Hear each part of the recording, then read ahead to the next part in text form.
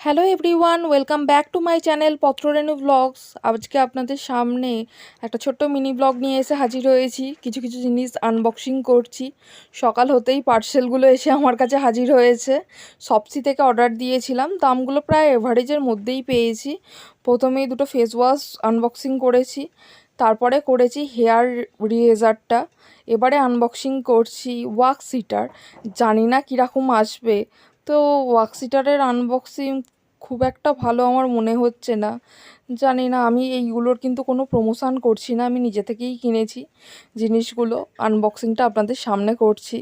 আপনারা যারা আমার চ্যানেল নতুন দেখছেন তারা প্লিজ একটু সাবস্ক্রাইব করে পাশে থাকা বেল আইকনটা টিপে দিয়ে আমাকে সাপোর্ট করুন। বাহ, ওয়াক্স হিটারটা কিন্তু ভালোই এসেছে।